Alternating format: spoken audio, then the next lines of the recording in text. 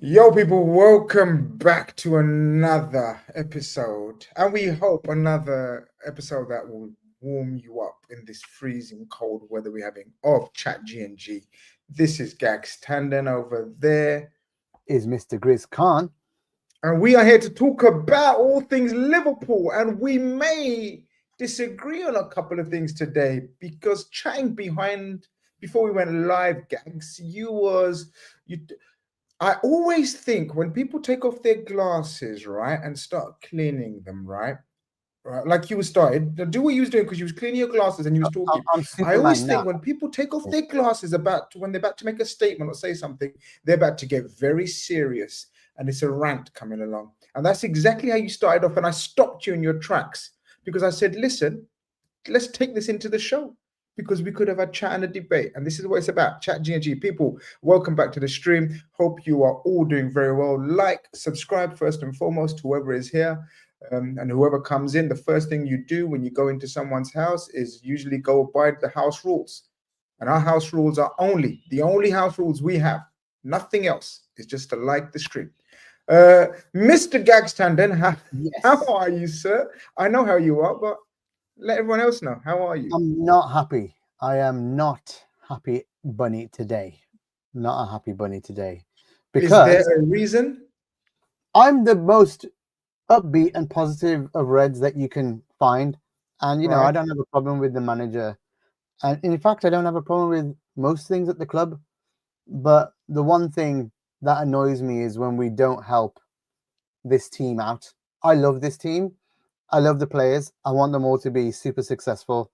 Whether they decide to stay with us or not, like literally, if people decide to go in June, you've done brilliant for us. Those three that would go, you know.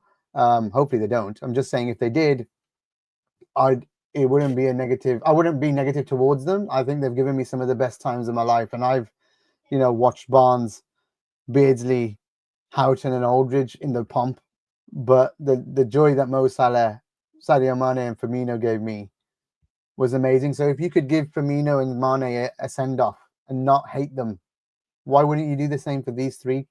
Why not? I know Trent's younger, but still, it's the same thing. They were all together. But why am I not happy? Not happy because I feel like it's another season, and I feel like it's becoming another season. And tell me if I'm wrong. Because I'm happy to be corrected. I got no ego. This is just my opinion. A normal Liverpool supporter, like everybody Mm, else that's watching. I'm mm. privileged that I get to be on a YouTube show and with a great man like this, and you guys all watching Oi, us. oi, oi, oi, oi, oi, oi, oi, oi. See, I gotta be nice before I go bad. Um, is because I just feel like we've cut ourselves short again, as a squad. And I feel like, So, and I said this yesterday, and it went off on Twitter, and few people call me names, but I said yesterday, I asked people to tell me if I'm telling lies, but I said that we're making the same mistakes that we're made, it's appearing. We're not there yet, but it's appearing yeah. like we're making the same mistakes that we made last year. We've got an opportunity. We're 8-9 days into a window. The squad looks like it's flagging with the first 2 games of Jan. 2 games that you'd expect this squad to be up for. 2 games that Man United at home and Tottenham away that you just spanked 2-3 weeks ago that you think you'd be up for. And you're getting some sicknesses and some illnesses here. But what's happening with that? People are having to play every week, every game, like the Curtises. They've been great this season, but because they're having to cover for Mac being out, and then when Mac's come back, Dom's playing with Curtis, but Curtis is the constant in that run. He's now feeling it, but there's no one to come in and spread those minutes with him, and he's not playing his best, so everyone's on his back. It's not about Curtis, it's about the squad. Yeah. I feel like Hey, we have fan media out here, like Anfield Index, doing fatigue indexes on Under Pressure and on Fatigue Index podcasts with Simon Brundish, and he's putting out there on Twitter every single week for the last 2.5 months that most of the big guys are getting into the red. Most of the big guys are getting into the red. They're gonna get hurt. They're gonna get hurt. Something's gonna happen. Let me ask you a question, Grizz. Is this majority the same squad as last season? wait, is it identical, right? Yeah, because Chiesa's not playing. right? Now, it's the same squad. Can you tell me what happened to this squad last season when it got overplayed every cup, first teams in most cup games, and getting to cup finals? What happened by March? No, you're April? spot on. Look, let's break this down, because I think you said not a lot, but quite a bit, if you know what I mean. Because you've gone straight to the actual meat of the conversation, which is squad depth. Can I ask you, because look, and I agree with what you say, but I've got to give my perspective. It's only fair. Yeah, of course. So, but I do agree with a lot of what you said. But I just want to throw in a small spanner in the works, and the way you're thinking about the squad.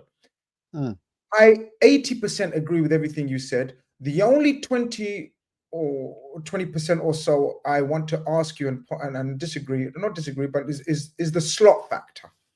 Yeah. So if this was Jurgen Klopp in charge and the same situation, I'd be as frustrated, if not more angry than you, because we've seen this year in, year out with Jurgen Klopp and the squad, and the lack of depth, or I should say lack of depth that he wants to utilize, because we've always had a certain amount of depth, but he doesn't utilize it. No. Can we give a bit of leeway, because can we give a leeway to the ownership or recruitment agents, recruitment side of things, because of the new coach, and say maybe, just maybe, Slot wanted this number of players. Slot wants this squad, small squad, and is very happy to go with it. Just for the first two windows, I bear in mind, people, before you come for me and say I'm a FSG puppet, I'm just putting both sides of the conversation there. I agree with what Gag said overall, but I just think the Slot factor maybe does change things, because he made it very abundantly clear he's very happy with the squad. Now, we know every coach would like to say that, but is there a factor to give him just first two windows to settle down with the players and squad that he's got? I think every manager that's just come into a new job, like, let me just preface this with, Slot hasn't even brought his family over. And the reason why he probably didn't is because he didn't know how this was going to go in the first year, and whether he'd survive or not. Whether there's any point in bringing kids over, because I'm a father. I wouldn't want to uproot my kids from their schools and how they're doing in studies. We'll get back to Jatine in a bit. But I was just going to say, he's even surprised. So what would a manager say when they first come in and you've just been hired, and the ownership or the new regime of Hughes and Edwards, who, by the way, I cut them slack completely. I cut them, the new regime, slack. It's the old regime that's... So it's good. So it's good that you're breaking this down now, then, Gags. Now we're getting to the core. Okay, so your rant, but it's a collective rant. He's not going to say, I want all this. He's got no leg to stand on. Sure. But this is what I want to break down. Your frustration and stroke anger is based on what you've seen in the last few seasons, especially around this period where we just run out of legs, injuries catch up, and therefore we suffer as a whole, and we've tended to fall off, right? This is a good question from Jatine for you, though. Go on. Fair enough, Grizz. Why did we go so hard for Zubi then? But this is my point. Good point, though, because we should be going for another midfielder then right now, right? No, not necessarily so. Okay, this is why I want to cut the whole situation some slack, because even though we are Liverpool fans and we have watched and seen, and we've got PTSD to a certain extent, the last 6-7 years of how it works, we have to, if you're giving a clean slate and you're cutting some slack to Hughes and Edwards this time round, you've got to do the same for Liverpool Football Club as a whole. Unfortunately, I know we find ourselves in an amazing position and we want to capitalize on that amazing position. I get it. And I'm the same as you, and from that aspect, but you have to look at it from the new coach's perspective, because that's the way, because it's the same philosophy you're using for the new recruitment team and the new sporting director. Slot and Hughes need to assess their situation. And unfortunately, you can't just go do stuff or take risks in your first window or two, like bringing over your family, like going into transfers that you're not sure about. Zubimendi was obviously a transfer that they all were adamant and unified in. Yes, that's the one we want. And it seems obvious that there wasn't another one that was unanimous and ticked all their boxes, despite what us fans think, despite what us fans wanted. So I feel, and I'm just coming from this angle for you, that I think we unfortunately, frustratingly, we have to cut them some slack, as it's their first rodeo as a team. Cut them the slack when it comes to the contracts, because it wasn't their problem. It became their problem because it's an inherited problem, right? So I cut them the slack on that. What I expect from a $1 billion pound company, what I expect personally, and what I expect after meeting him in person once and how he came across. Like, I met Edwards on a plane and we had a 45-minute conversation. I said this yesterday on the post-match. If you've seen it, sorry for repeating it because I'm telling Grizz because he doesn't know the story, because we're properly connecting now. But I got to meet him luckily, and I got upgraded to first class. He's sitting in first class in Virgin on the way to Boston because I was going for the preseason. I had press passes, and lo and behold, I asked his wife if I could speak to him, and she said yes. I'll send him over when he comes back because he wasn't in his seat. And I apologized for like disturbing the. I was very polite. I wasn't trying to. Yeah. We can imagine you being very polite. You're not irritating. He comes all the way around. He comes all the way around the plane and comes to me on my seat. Oh, wow. Where I'm sitting, and stands next to my seat. So I stood up because I respect this guy. We just won the European Cup. Literally, I'm like, man. Come on. Yeah. So plus under pressure and pressing stats at the time, we're going through the roof. We were getting quoted in the Times, things like that. And Jonathan Northcroft was using the stat. It was just like, this is peak Anfield Index time. So he even knew you're the pressing stats guy. I was like, what the hell? Imagine. So amazing. He just went through how they plan, and it is like 18 months in advance and stuff like that. But what I'm expecting is you were only gone for 2 years or 18 months or whatever, or a year actually in total. And I know for a fact he would have been in touch with Ward, because Ward is kind of his Ward, his boy, to say in a way. Now, if you think what I expect from him, from after like just meeting the man in person, knowing the kind of mindset that he takes, because he was very honest, and because he doesn't do interviews, and I wasn't interviewing, it was just a one-to-one convo. How he came across was wonderful. Like, honestly, we are lucky to have him back at the club. I promise you, and I don't diss him. But what I expected from them and him is that he would have some sort of a plan coming in, not take another 18 months to implement something, because he has the background. He's been here before. It's like it's new for him. Hughes, yes. Edwards, no. Right? He should be planning something. And I just feel like when we've had a year and he's been watching, he must have been watching, because he won't come back if he's not been looking at how Liverpool have been doing, what happened last year, analysing it, speaking to the staff that when he came in, what happened last year, how did we get injured, what was the load like, what technology are we using to manage players' loads, what is it all? Dude, we're on the verge of repeating the same mistake as last season. We're on the verge. And I don't expect that. I don't, because anybody says, any manager worth his salt, I'm a man manager in real life, like, I got teams. Learning from your mistakes is the biggest thing. That's the lesson, man, in life. You fall down, you learn to get back up and you go again. It applies to anything. Football's the same. This same squad struggled with injuries in February, March time last year. We're about to repeat the same mistake if we're not careful, because these players are looking incredibly tired, Grizz. Incredibly tired. So first and foremost, that's an amazing story. I didn't know that. And with regards to your fatigue index show and the pressing stats and everything under pressure, I can't recommend it enough to people. First and foremost, people, make sure you go and check out the stuff Simon Brandish and co are doing. And me and Simon haven't spoken in ages, actually. I think we still got each other blocked, but he's wonderful at what he does. That's just different. Yeah, me and Simon, we'll thrash out when we get to speak again. It's no problem. We're grown-ass men. But his work is fantastic. If we win the league, we're going to all meet up. His We're all- work is fantastic. He does fantastic work. I'm not immature enough to discredit his work. So make sure you go and check out.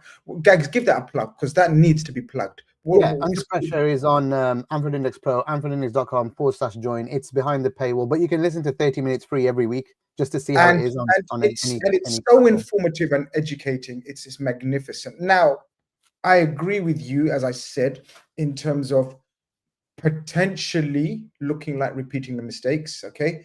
Potentially players falling off a cliff. But what I will say is all potential. I think and this is without going into the details like I'm sure you guys have. So this is where I'm talking from an absolute layman, and you can educate me and correct me if I'm wrong, right? But just to the naked watching eye, I feel as though Slot and his team have managed certain players' minutes rather better than Klopp did, moving into the crucial Agreed. part of the year. I Now, agree. I agree there is certain positions, like we're going to mention, probably Gravenberch. Both of us are going to agree on Gravenberch. Okay. It looks like to me Gravenberch is being overused or has no choice. He has no trust. It's very obvious in Endo playing that role, giving him a breather of sorts, right? Especially, well, he's probably going to give him a breather weekend. I just feel as though we've timed it. I want to give him the benefit of the doubt and his team, because the way we've managed the cup competitions and the Champions League campaign, Gags, I was looking through our itinerary. I was looking through our fixture list, right? And just give me 1 second, Apparently, right? there's an Ornstein bomber gone off, by the way. We need to just quickly check. You keep talking. I'll get the Ornstein bomber. Oh, consider move to sign. I can't say Kavitska's name. Prabashila, I swear to you, I had a tweet drafted and I said Liverpool will be interested in Kvaratskhelia because he's a massive Edwards. Edwards is a massive fan, and we were involved with him last time. Look at that. Look at that. Wow. Is it a bomber? I'm trying to find it somewhere. Let me have a look. And this is, there you go. Liverpool could consider move. I'll read it out for you. Go for it. Liverpool could consider move to sign Kvaratskhelia if leaves Napoli in June. Liverpool not actively seeking winger, but admire 23-year-old. Alert situation. Make contend if becomes market opportunity. There you go. There you go. Why would he write that? It's all could consider, may contend. Like, why would he write that? He doesn't write those. He doesn't do a tweet for no reason, Mr. Ornstein. Well, this is the thing. I think this would make sense on two parts, right? This is proofing. I think if Diaz doesn't get a new contract, because remember we spoke about Diaz, and guys, we got to change paths a little bit, because obviously this is an Ornstein bomber. This is a big bomber, and you want to hear us talk about the bomber. Exactly. This is Ornstein bomber, man. Come on. So this makes sense, Gags. Two things I'm going to ask you and the panel and the people in the chat and who are watching, and let us know what you guys think. Does this indicate Chiesa, right, going back, being unsuccessful? And does it also indicate Luis Diaz probably not being extended contract-wise? Because it doesn't make sense. There's no other way, or is there any other way? There is another way. It could mean that Mo is not staying next year. It doesn't make sense positionally. Profile-wise, positionally. He's left, yeah. He's left side, isn't he? Well, I think the main thing is that Chiesa will be make weight for this if it happens. Chiesa going back to Italy has been massively touted and reported, or at least rumored, in the last few weeks, or at least last month. But oh my God, then you're right. Diaz has actually been playing better up front, like you said. Remember, about 3-4 weeks ago. Well, in that case, Nunes going too, because there's another rumor that Nunes they're shipping him off, or they're trying to ship him off somewhere. I don't think it's a rumor. I think Nunes. I tweeted it. I'll be absolutely amazed, shocked, call it what you want, if Nunes is still here next season. I think Nunes is gone. Let me tell you something. If they, oh my God, say it. Imagine if they sent Chiesa and Nunes packing, brought him in, and then, oh my God, that's such a bloody upgrade, dude. Well, listen, But it doesn't. Glasses are coming off again. It does not fix the defenders and the midfielders. Like, I love it. I would be so happy, but I can't let myself get dragged in. But look at the keywords. No. But look at the keywords of the article again. Read the keywords article again. Right? It may contend, it becomes market opportunity. Gags, we are the masters of market opportunities. We are bargain basement hunters. Gags, we are the original Asian parents going out looking for a bargain and making sure we get one. Come on, we are the best at that. We have history, we have heritage in this field. So if someone like Kvaradona is available for £67 million, which is a quoted price, Mr. Tandon, in this day and age, you're getting a world-class attacker, let's say attacker, for £67 million, with the potential of 20 million of that. Are you ready for this one? 20 million of that being offset by the sale of Ben Doak. So what I'm putting to you, basically, what I'm pitching to you, basically, Gags, and this will maybe change your mind completely, because I think you're like, Nunes and Doak. Sorry, you're confusing me. I'm totally happy with the player that they're going to sign. Like, that's great. I'm happy. I just feel like there's other priorities. And yes, you're saying we're the masters of the opportunity and we'll go get it. Can we not find an opportunity in midfield or in defense, please? Like, there must be opportunities somewhere. There must be, Grizz. Those are our pain points, bro. But that's fine. But that's the long term. That's not a market opportunity. We will still attack that if there's an opportunity, right? There's no opportunity. For example, let me give you an example. Let's say a Hato that we absolutely want from Ajax, right? Young centre-back, stroke left-back, can play left side, very cultured, very advanced for his age, brilliant young prospect. Ajax won't release him in January, but if he was available in January, we'll attack that. That's an opportunity. Kvara has been made available in January. So we have to look at it. We have to look at it, Gags. It makes all the sense. I agree with you in terms of priorities. That doesn't change. The long-term priority is defense and midfield. For sure. We have 6 attackers. But what I'm saying is that £67 million, like Ornstein says, that's a market opportunity that we have to look into. We have to look into how you'd persuade him to come and be the 7th, 8th attacker stroke at the moment. I think we'd have to tell him Nunes is off, Doak's off, Chiesa's potentially off. You'll be one of potentially a magnificent five. Magnificent 5. Yeah, and remember, Diaz can play right as well if he wants to. So Diaz is totally comfortable playing on the right side as well. So, I like Diaz on the side. Yeah, central or right, Diaz can literally play across the front 3 for me. So it's not a bad. I mean, wow, how this blimmin' show has taken a turn from. You see, when transfers happen, I'm just like the rest of you. I get very excited, but I'm gonna stick to my guns and not get too overexcited and say we are. I just wish, Grizz, they would do the thing and sign the players where we need them. Grav is struggling, man, with running after 80 minutes, 75 minutes. He's struggling. It's not his fault as well. Like, I'm never gonna. This set of players, I'm not gonna blame him. And during the game, I'm gonna be emotional and probably swear and stuff. But when I actually have my good head on, I'm just gonna be saying I can't blame them because we're overusing again and again. Going back to slightly the conversation that we were having before this Ornstein bomber, we can't have it both ways, guys. I just don't think we can have the cake we can't have it all our way.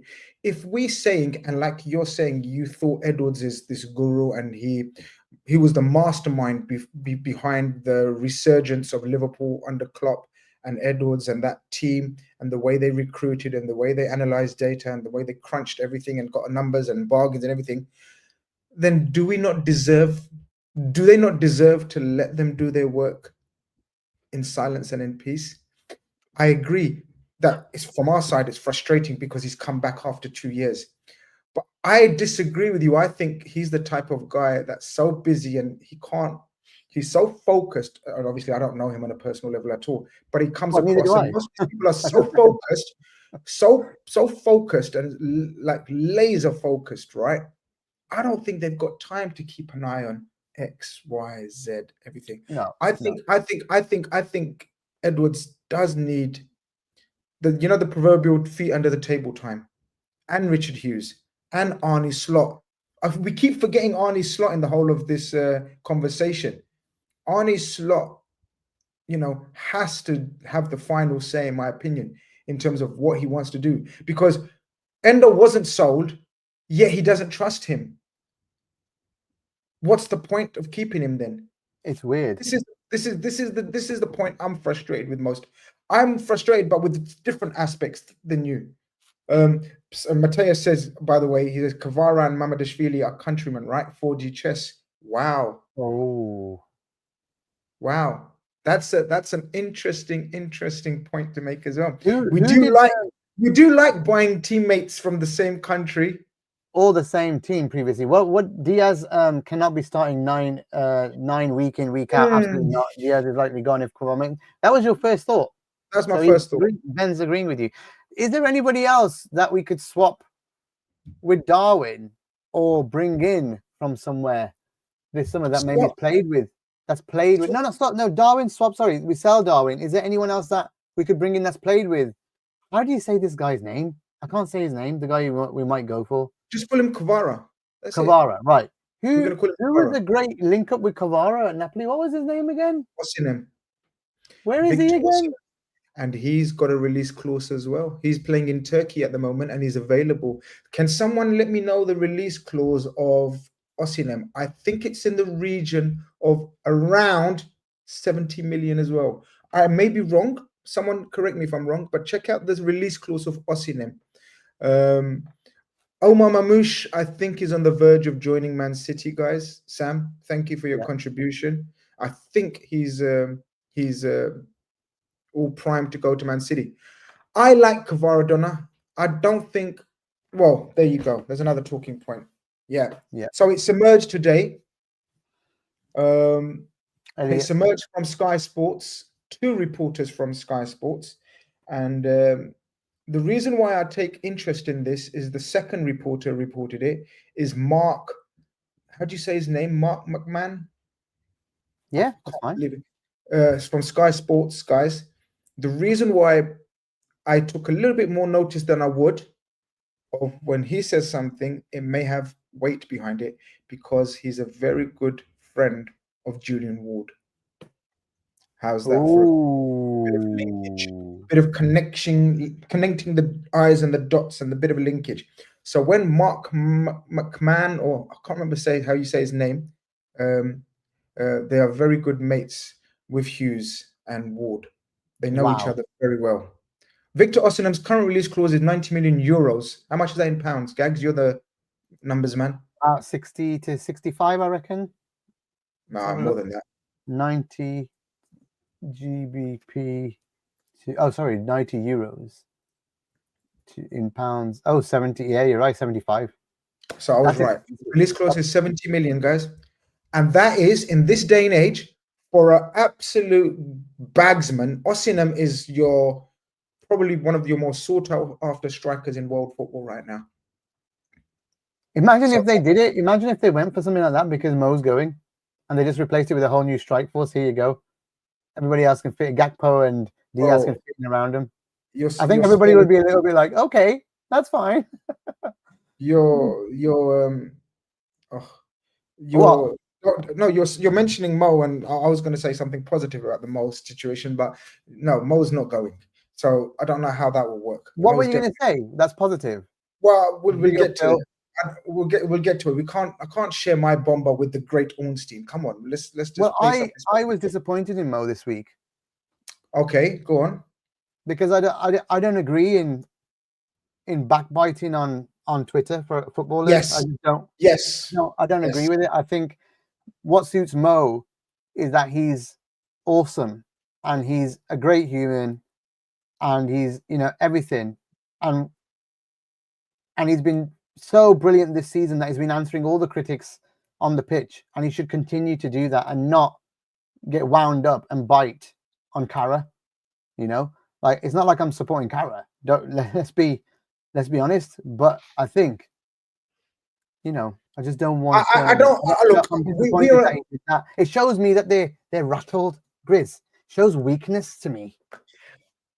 I don't think it's befitting of the way we've been running and operating on and off the pitch of the last few years to be embroiled. We see these kind of spats between United players and their pundits, and Chelsea players and their pundits, and, you know, even Arsenal, other clubs. We're not that club usually. I do like the way Carragher responded jokingly, and they had a bit of a laugh and a giggle. I would have liked if Salah responded with his final tweet about, of course I'm obsessed with you, and I hope I'm obsessed with you for many years to come, with a wink and emoji, like, you know, that you're going to sign and stay. That was fun. I think the way Carragher handled it was fun, but we have to accept these ex-players, whether we like their opinion or whether we don't like their opinion, that it's a job that they're asked to do. They are paid big, huge money to make talking points, literally to create talking points. And Carragher's created a talking point for his employees. Yeah. He hasn't shat on employers, yeah, for sure. Yeah, employers, I beg your pardon. He hasn't shat on Salah as such. He's in the past spoken very glowingly of Salah and the rest of the situation. But, you know, he's given his opinion like we are, you know, and he's entitled to it. I think you're right. I think the way Salah can't manipulate. Look, we know what Salah is. Salah's the GOAT. Right? He is now in the top 2 probably of Liverpool's greatest ever players. So we know where Salah's status is. But he can't totally manipulate the whole social media or media to his liking. There will be things that work against him, or that people are saying against him. And he has to tolerate that. And he has to accept that. I agree with you. I don't like how, would you say, you know, washing, what's the word? Washing your dirty linen in public. Yeah, I think it's not befitting of our club and our legends. You know, if you want to class Carragher as a legend, but Mohamed Salah is definitely a legend. You know, they shouldn't be bickering and toing and froing. It just gives fuel to opposition fans and everything else. Is there signs of cracking up? Is there signs of mutiny? Is there signs of, you know, split in the camp? There isn't really. There isn't. And yeah, I'm with you. I didn't like that, but I think that we resolved. As I said, I think Salah's staying. You know my opinion. I think all 3 will be staying, and I think that will be our 3 bombers of January as opposed to signings. Oh, I totally agree. Well, it's grayer, I know that much. It's grayer. Okay, another one. How many caps has Grizz got at home? All the time you come with a new one. I can't change my camera, but I've got a box full of them. There you go.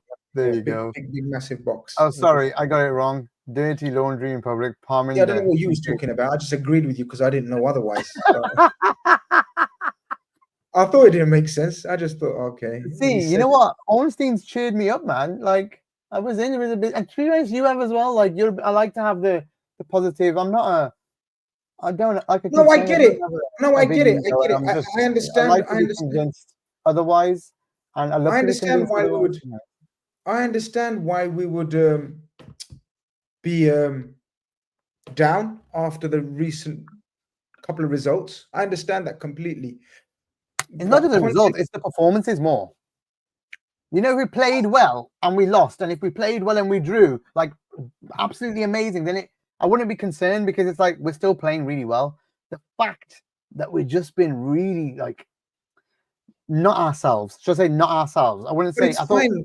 But it's fine. There's not a patch a team doesn't have, and if this is the zenith of our rough patch, then I'll accept it. Like a couple of draws and a loss in a League Cup first leg, in the grand scheme of things, is not a disaster. Like no. But the title of today's show, is it make or break time for Liverpool? I will agree with that, though. I will agree with that, because we were discussing our next 4 fixtures are literally make or break. I'd say we have Bournemouth, We have Forest away. So let's focus on Forest. Look, we've been 35 minutes into the show, guys. I hope you've liked the stream. If you haven't, we've spoken about the Ornstein bomber. We've spoken about sort of where we are in terms of what we need to do this window. But now let's focus on the now and the here. And the now and the here is, please forgive me, Accrington Stanley supporters and fans and clubs alike. But I think as far as me and you are concerned, Gags, the now and the here is Nottingham Forest on a Tuesday night. Yeah. The biggest game in the history of Liverpool Football Club, as far as I'm concerned. That's Okay. the way I'm looking at it. I'm not going to go that far. No, listen. We're all in. We're either all in or we're not. This season, the biggest game of the season. This is the biggest game, the history of Liverpool Football Club, as far as I'm concerned. And the reason I say that is because I can't be this. No, it's because of you. I can't. It's because of you. It's because of you. Because you said to me, and don't chicken out now. Yes. And I'm going to explain to the watching public and listening public.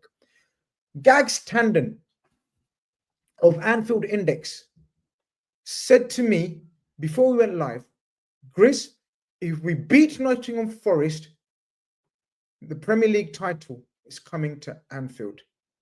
Please elaborate. Yeah, I think if we go to Forest, the only team that's beaten us in the league, I said the league, don't quote Tottenham to me. The only team that's beaten us in the league is Forest. If we go there, they are completely flying right now. And I said this yesterday on the show, exactly the same here as what Matthias said. But I said, if here, basically, we went to second place Leicester last time we won the league and we battered them 4-0 and we didn't look back after that. You know what I mean?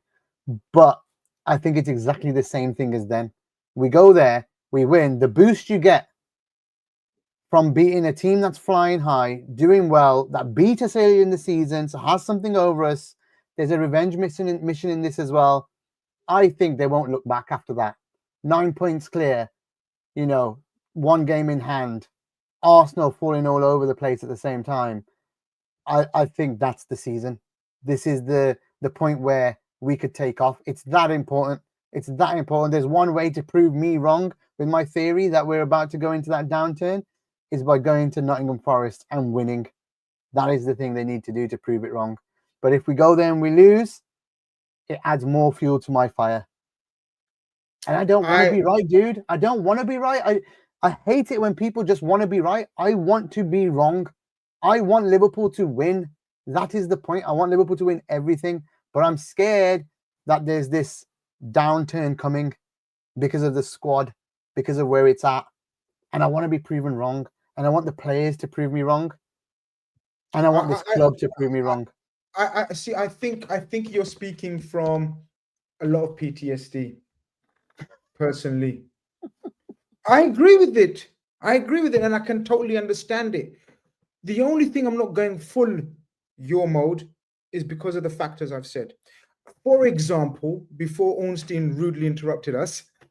For example, I was looking at our next look at check this out, right? I was looking at where are we? Can I just answer this before you do? Yeah, go for it. It's too early to call it's over. We have still to visit Everton, City, Chelsea, Villa, and play Arsenal. Listen to me, Bob. Some of those teams we play in the last 5 games. So this title could be over before the last 5 games, before some of those tough games come. Tottenham's in there as well. There's a few to end the season. So if we get the job done now in the next 2 months, believe you me, the tough games are right at the end. The end. The reason where I was going with our fixtures, right? I can't find it now. I've lost it.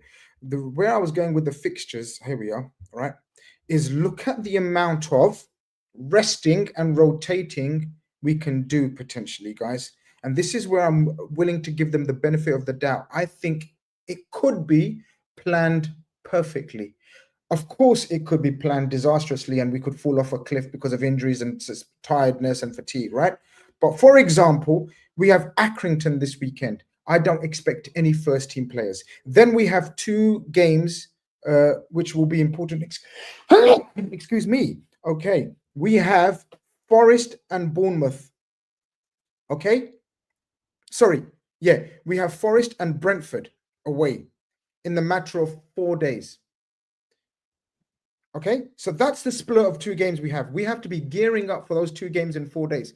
Have we got the squad to play those 2 games? I believe we do. But then the third game in the week is Liverpool and Lille. Again, we don't have to play anyone because we have already won that competition. I beg your pardon. We have already won. We have already won that group. We're going to win that We competition. won the Champions League, folks. That's the bomber for the day. So we've won the league according to you, and we won the Champions League according to me. No, It's a wrap. Mine is dependent on beating Forest.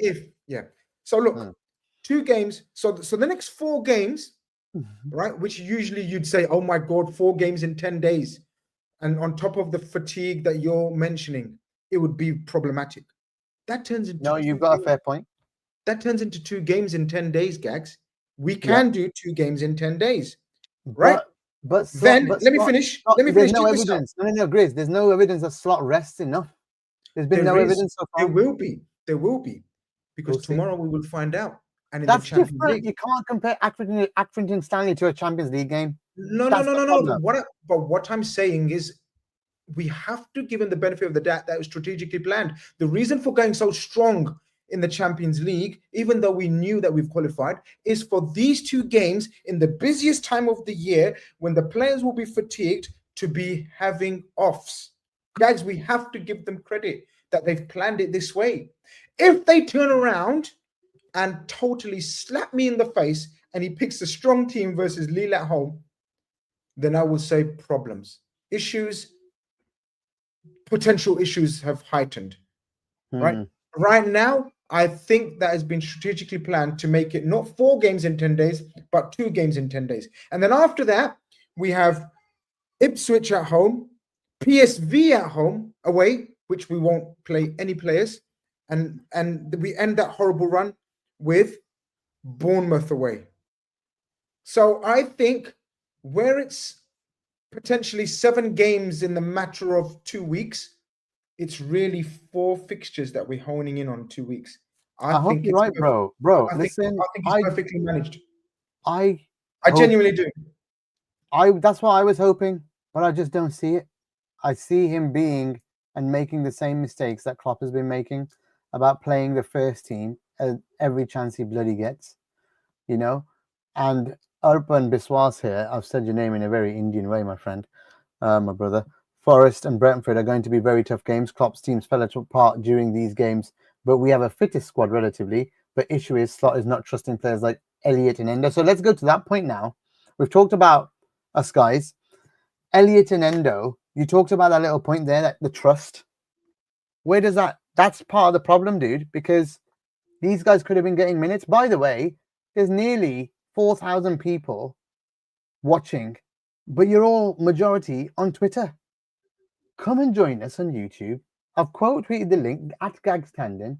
Go and have a look on Twitter and go and click on the YouTube link if you can't find it from Twitter, because I know it doesn't show it. It just shows the video embedded. Look for me at Gags Tandon and look at the YouTube link and come over to YouTube, please, and support us on YouTube, because that's where it helps us the most and supports us the most. And give a like on the video. But Grizz, what's your view on kind of the not trusting of these players? Yeah, this is the only one I'm concerned about. But again, it's very early in Slot's tenure. We don't really know how he works with squad. Okay, we can't compare his time at Feyenoord to Liverpool because we will have a bigger squad made up of better players. So he has more options than he would have had at Feyenoord. The Elliott situation is slightly concerning. Someone read the minutes played, and I don't even think they total more than 100 minutes, if I'm not mistaken. Well, yeah, he's been injured for a lot of the time, let's be honest, but he's not. Well, he's been back a fair while. He's been back a fair while. Couple of months? Has it been a month? Month. Yeah. I am concerned with Elliott's situation. I'm not concerned with the Nunes situation. I think his mind's made up. I think the Chiesa one is literally this month will tell us a lot, because as I've said, we've got 2 or 3 games where he will play if there's any future for him. If he doesn't play in these 2 3 games, then Chiesa's been an absolute flop, and I don't understand the signing. So the Chiesa one, I'll reserve judgment. The Elliott one, I don't know what you guys think, and I don't know what you think. The Elliott one, I've been pondering. I like Harvey Elliott. Look at that. Not a bright outlook for Harvey Elliott from under Slot. Minutes played since injury in the league: 0, 1, 0, 11, 3, 1, 16, 4, CL 0, 14, EFL 90, 0 unused today. Well, he was unused yesterday. Yeah. There you go. I don't think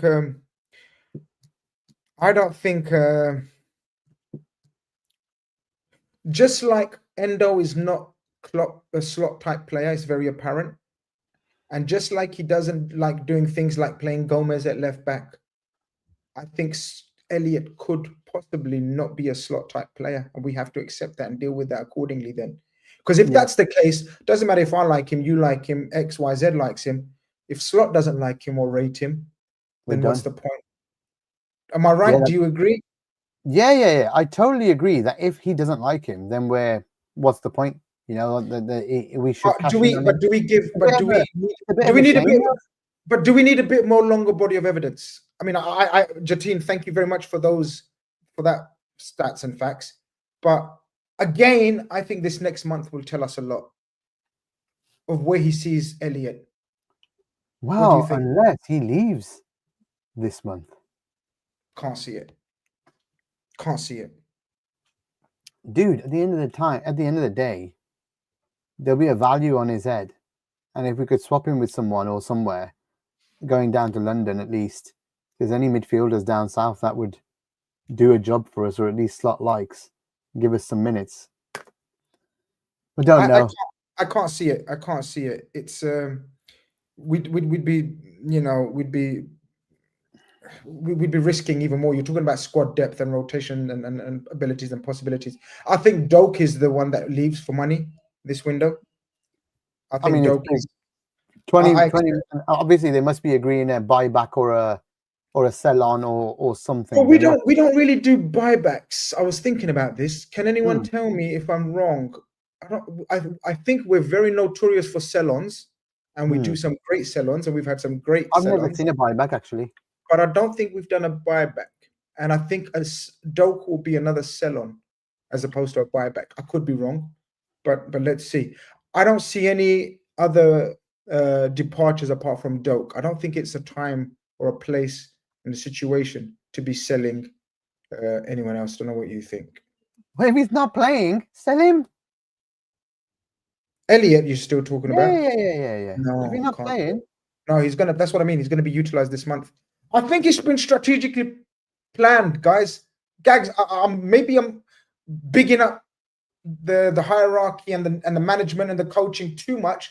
Maybe I'm reading too much into it, and people are saying, "Oh, you're deluded, you top red." But I think it's been strategically planned thus far, and I think we need to just hold back with the anger and the frustration and the negativity just for another few weeks. I get it because we're so close. We think we're so close. Just give us that little push that we may need. But I think they've got it fairly under control, Gags. That's just my feeling. Yeah, I'm at the point where, if you have players you're not using, what is the point of them taking a wage of your squad, and what is the point of having them just on the bench if they're not going to play games at all? Yesterday was tailor-made for someone like Elliott to play, dude, and save some legs on a Curtis had a woeful game. But I'm telling you why. He's knackered. He's been covering for Mac first, then he's been coming for Dom. He's not had a proper rest himself. So I'm just I think a lot of things. I think the mood and the feelings and the emotions. I dare not think if we lose to Forest, but I think Forest will be a game changer in terms of elevating our mood and where we are and where we feel. Of Because course, right it's a now cricket we've had a game, couple of draws. obviously. But let's really think about it. We've had a couple of draws in the league that have set us back mood wise. Which one? Only one. Only United. But the key thing to remember, is we're not effing with Man City this time round. So whereas a draw used to feel like a defeat, we don't have to feel that way anymore. No, and also we got lucky with United that it was a free shot for us because the other two dropped points the day before, so it wasn't a big problem. It was everything that happened in the game, fight wise, like how we fought with the. Oh, I actually still think, and I know you disagree with this as well, that we were the better team that day. We created the better chances. What happens with football is people take the last 30 seconds and go, shit, we should have lost that, or shit, they would have won that. Literally 5 minutes before, Virgil missed a blooming sitter as well, a header. What you expect him to put it in the back of the net against shitty Onana? Nobody said Liverpool should have won. Nobody said Maguire would have equalised. Why didn't they say that? Because you take the last thing of the game and you hold that, and everyone becomes reactionary. They don't analyse football properly. They don't look at it. It becomes this big thing that Man United should have won. Ugh, I'm not swearing. They should not have won. They did not deserve to win. They played very well. They flustered us. Bruno had a great game, but they weren't better than us, even when we were shit. That's a fact. But I was just disappointed. I know. I asked you straight after the game or the day after. You asked me, and I told you the same thing. I slightly disagree. I thought if you take off the if a neutral was watching that game and looking at the state of play and looking at the state of teams, I thought they played better. But that doesn't mean, I mean, I thought we were at 50% and they were at 100%. So, that's just my opinion. But look, it's frustrating right now, and I get the. I was going to finish. The bits afterwards is what pissed me off. How the Trent. I put that performance down to one player. I put it down to Trent. He just wasn't at the races. He was getting attacked. They attacked down his side the whole game, right? The goals were his side. Everything was right down to Trent. Okay. John Thomas is right as well. They played better than what they usually are. We played much worse than we usually were, but we were still better than them, right? But then, so the Trent stuff, he tears off. The fans are mad at him. Then post-match, you can see Virgil really pissed. Normal Virgil's really cool, really calm. So when your leader's really hot, really angry about stuff, you kind of feel it because you're like, this is Virgil van Dijk, the song. Calm as you like. There was no calmness for a full time. Pissed off. Then Mo bites back to fucking Kara. I'm just telling you from a timeline of how the three players that are on the edge here, and Verge is really calm. Obviously, he's pissed. Obviously he's pissed. But then Mo bites back to Kara. It just shows me that there's something not right with the leaders of the squad. It's like do you get me? They're building the story here. And then we go and play like that against Spurs, which is a semi-final.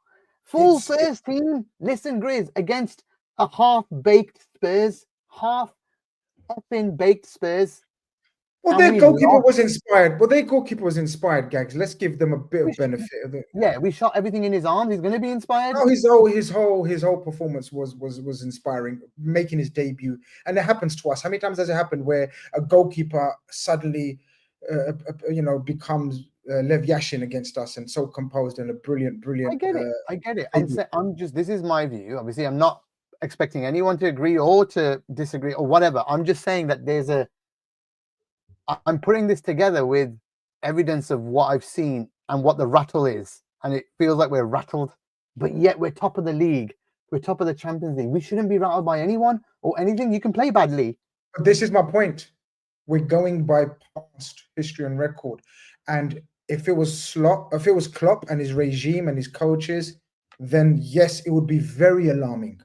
Then that trajectory and the graph that you're talking about, we've seen, and the dips we've seen would be very alarming, would be very worrying. The fact that it's not, I'm prepared to give benefit of the doubt. and I'm prepared to see more body of evidence. And that body of evidence for me will be shown whether you're right, or not right or wrong, but sort of you was right to have that opinion, or I was right to have that opinion. Let's just stay calm. Let's keep our nerve. Let's keep our nerve, hold our nerve, and keep calm, because I think this next month will absolutely define whether we were right to back the management and the strategy that they've employed to make us reach thus far. Because I know a lot of people talk about Arsenal and City and everyone else falling off. Guys, we're literally on how many? 49 points? 49 points at the halfway stage. That is an amazing number, guys. It's not been like they might have fallen off, but we haven't like sort of got low numbers. We've got one of the best halftime scores points wise that can be. 46 points out of a possible. How much we've dropped points in how many games? Is that 2 draws and 5 games? 4 draws and a loss. 4 draws and a loss. So 10, 13. 4 draws and a loss. No, so 13, sorry. 11 points. 11 points. So dropped. Not bad. Not bad at all. Not bad. It's very good. It's very good. So look, let's just trust. Grizz, we haven't played anyone yet. Grizz. We haven't played anyone above us yet as well. Imagine that. Absolutely imagine that. We haven't played anyone above us. So how can we claim to be the best? But look, I think we've covered a lot of range of topics in tonight's episode and show. Time has absolutely we've got to call it. It was a lot of fun. This is the highest viewing we've had over Twitter and YouTube. We're going to grow and grow and grow because we have the backing of this amazing community. People, subscribe if you haven't. Like the stream if you haven't. Please. And hope you enjoyed today's passionate show of emotions, raw opinions. I disagreed with him. He disagrees with me. We agree on some stuff. And this is what football debate and banter is all about. This is what football community chat is all about. Because you're never going to a pub or coffee shop, restaurant with your mates and agreeing with everything that each one's saying. You're always going to have an argument and debate. But as long as it's done with health and respect, healthily and respectfully, this is what you get. Great content. Gags, I'll leave it to you to say our goodbyes. Yeah, this has been an awesome show, and I don't want to thank Grizz because he told me not to thank him ever again. But it's when there's two people who got passionate about the club get together. Everything he said, come on over. All of you watching on Twitter, find Anfield Index TV on YouTube and subscribe and like. We'll be here every single week. We'll talk about Forest again next week, same time, 7 o'clock next Thursday. Please join us. Thank you all for watching and listening. We appreciate it. It's a privilege, like I said before, to be with this man, to be with you guys, to be with this club. I love them. It's only passionate because we love them. We just want them to do the best. So I think we all agree on that. So let's unite on that. Up the Reds. Let's, maybe win against Accrington. Who cares? But let's beat Forest. Let's beat Forest. So we will see you next week. Same time, same place. Up the Reds.